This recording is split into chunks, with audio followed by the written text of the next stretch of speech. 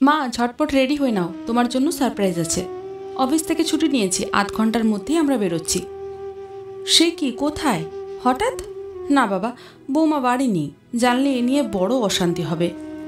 Please মা, অশান্তির ভয়ে 10টা বছর কুঁকড়ে কাটালাম, আর কত? আমার পছন্দ, তোমার পছন্দ, আর সেই সঙ্গে আমাদের ভালো লাগাগুলো কিভাবে একটার পর একটা বিসর্জন দিয়ে চলেছি তা তো তোমার অজানা নয় মা। অয়নের চোখের কোণে জল। সুলতা দেবীর বুকের মধ্যে মোচড় দেয়। একমাত্র ছেলেকে কম কষ্ট করে তিনি আর সুলোচনবাবু মানুষ করেছেন। ছোট্ট একটা প্রাইভেট ফার্মে কাজ করতেন সুলোচনবাবু, ক পয়সায় বা মাইনে পেতেন, তাই দিয়ে কোনো মতে টেনে টুনে সংসার চলত। অথচ ছেলেকে কিচ্ছু বুঝতে দেননি তারা। অয়নের স্কুলের বেতন, প্রাইভেট টিউটরের মাইনে, কোনো কিছুই আটকে থাকতো না। তার জন্য অমানসিক পরিশ্রম করতে হয়েছে সুলোচনবাবুকে। তার ফলশ্রুতি আজকের অয়নের প্রতিষ্ঠিত ইঞ্জিনিয়ার হওয়া, আর সুলোচনবাবুর টিবি আক্রান্ত হয়ে অকাল প্রয়াণ।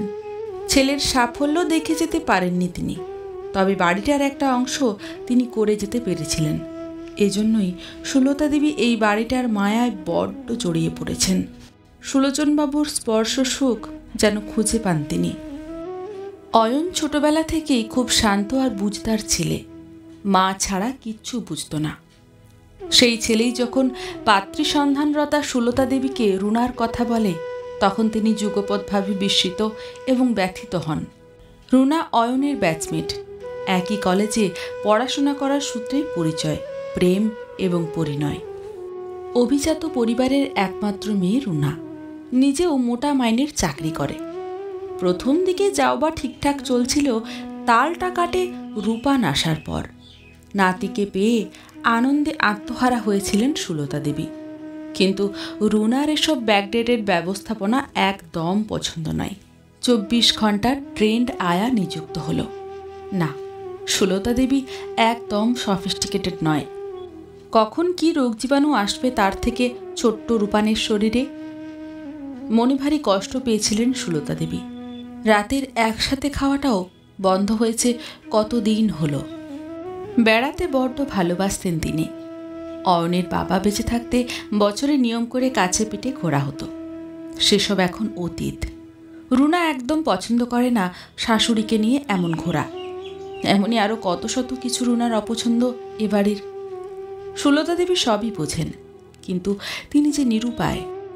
আর ওই যে স্বামীর স্মৃতি বিজড়িত এই বাড়িটার উপরে তীব্র টান। ছেলের আবদারে তার দেওয়া নতুন ঘিয়ে জামদানি পরে লজ্জা লজ্জা করছিল। এই বুড়ো বয়সে এসব সাজগোজ, লোকে বলবে কি? কিন্তু ছেলে শুনলে তো।